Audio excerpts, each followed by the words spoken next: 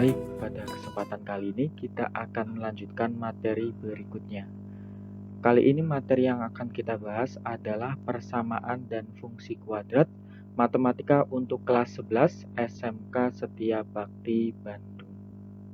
Nah, dalam materi ini yang wajib kita bahas terlebih dahulu adalah persamaan kuadrat. Ingat kembali, untuk persamaan kuadrat ini dulu sudah pernah didapatkan ketika masih duduk di bangku sekolah menengah pertama. Pas waktu masih SMP dan sederajat, ini sudah dialami. Nah, sekarang kita akan mengulas sedikit tentang persamaan kuadrat.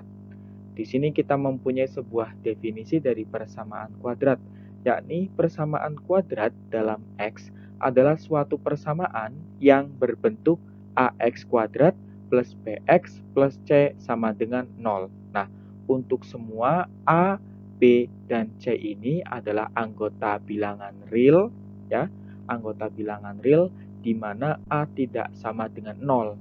Jadi, khusus untuk A-nya yang bagian koefisien dari X kuadrat itu tidak boleh sama dengan 0, ya. Nah, ingat kembali, ini kalau ada bentuk seperti ini, berarti pada bagian A dan B, ini kita sebutnya koefisien ya. Koefisien.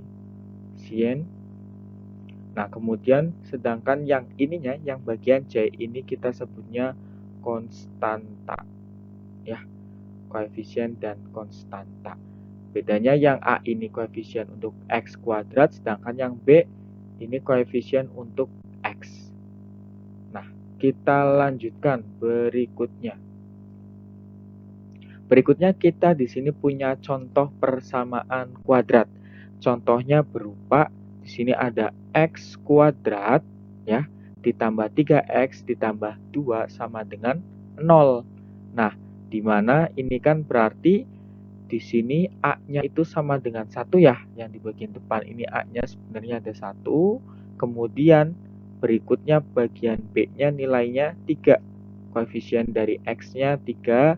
Sedangkan konstantanya itu nilainya sama dengan 2. Nah, lalu bagaimana dengan yang bentuk di bawahnya? Ada 2X kuadrat dikurangi X dikurangi 3.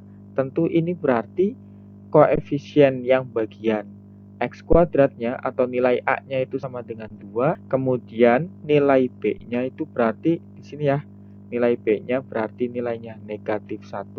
Sedangkan yang terakhir nilai C-nya itu sama dengan negatif 3. Oke, seperti itu. Berarti ini termasuk bentuk contoh persamaan kuadrat. Nah, lalu berikutnya yang bukan persamaan kuadrat, salah satu contohnya ini. Ya, yang 3X dikurangi 2 sama dengan 0. Kalau bentuknya seperti ini kan berarti yang bagian depannya ini X kuadratnya nggak ada ya. Atau bisa kita bilang di sini A-nya sama dengan 0. Sedangkan tadi menurut definisi persamaan kuadrat itu dia tidak boleh ya sama dengan 0 bagian A-nya. Oke. Kemudian di bawahnya ada yang merupakan bukan persamaan kuadrat lagi. Oke, yang bagian pertama tadi yang 3X dikurangi 2 ini persamaan garis lurus ya nanti jadinya. Nah, ini yang kedua bukan persamaan kuadrat. Kenapa? Coba perhatikan. Ini bagian X ditambah 1 per X itu sama dengan 0. Nah, ini jelas di bagian depannya yang X kuadrat tidak ada. Kemudian ya, sama aja dengan A-nya juga sama dengan 0. Nah, tetapi lihat juga yang bagian ininya.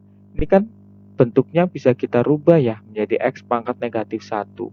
Nah, X pangkat negatif 1 ini tidak termasuk dalam bentuk persamaan kuadrat karena harus X kuadrat yang muncul variabelnya kemudian X dan ditambah C di akhir. Itu ya.